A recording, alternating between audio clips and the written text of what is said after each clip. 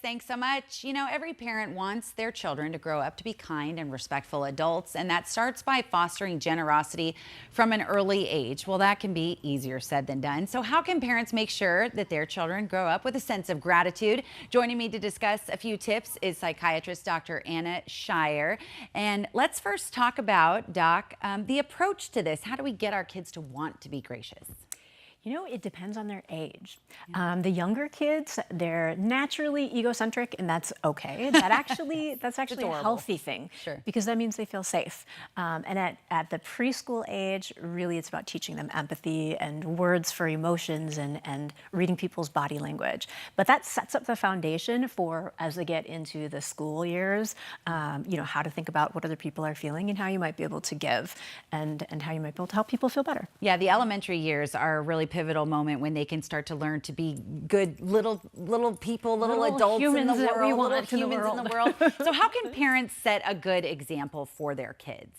You know, I think it's so important that we acknowledge that it's not always easy. And I mean, I think like a couple months ago, I donated my hair, right? And I came home and I had my moment of, oh my gosh, it's so short, but look at how long it is. It's like the lady said I was gonna have like 3 donations worth of hair because it's so thick. So my child saw that, yes, I mean, there was a part of me where, you know, it gave and it hurt just a little bit, but the net gain of the pride and how happy I felt of being able to give was so much more. And so you really just have to validate that, you know, yeah, it might be tough, but in the end, it feels so much better. I love that. So we're not supposed to skip ahead, but I mean, even something like that, donating your hair, chopping it off. It looks beautiful, by the way, and way to go. They're pretty on the inside too.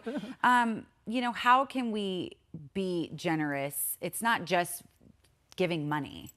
Right. And it can be our time, it can be our emotions, much less our body parts. Yes. But that's key, especially these days. I mean, there's so many tangible but also intangible ways that we can help each other. And that could be something as simple as just spreading cheer or teaching kids that you can have 2 piggy banks. And this is your piggy bank where half of it goes for you and the other half we can think about how we want to spend it. And so for parents, guardians, even aunties, you know, what can we also be doing? Not just leading by example, but maybe this holiday season, how can we kind of introduce kids in our lives to generosity and how simple it is to give back to make someone else feel good? Well, I think one really easy way, and 'tis the season for it, is, I mean, we all have things that are in our house that maybe we haven't touched or played with or done anything with. So going through with your kids and picking out some of these things that, you know, maybe they're kind of on the fence, like, do I really want to share that? Do I really want to donate that?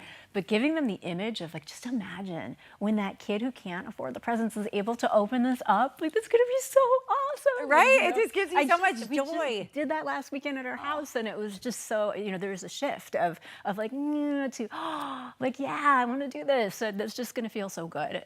And it just changes it from, like, got to give your stuff away, you've got to be a good person, to, you know, do this because it feels right. And you can imagine how it's going to help. And then lastly, I'll ask you, Doc, you know, how big of a role does a parent's reaction play when your child is being kind and generous? Oh, it's huge. It's huge because, I mean, we all feel such pride for our children when they do good things, but it's wrapping it in a bow and, you know, wrapping it up with, that was awesome, or validating again, like, I know that was hard, but you did it, and can you see the results and seeing those, whether they're, you know, tangible or not, visible results of their hard work. So that's the best part, most important part. Yes, and there's a reason why words of affirmation is a love language, because a lot of people respond to it. Dr. Anna, thank you so much for being here this afternoon. Thank you, my pleasure. Yeah.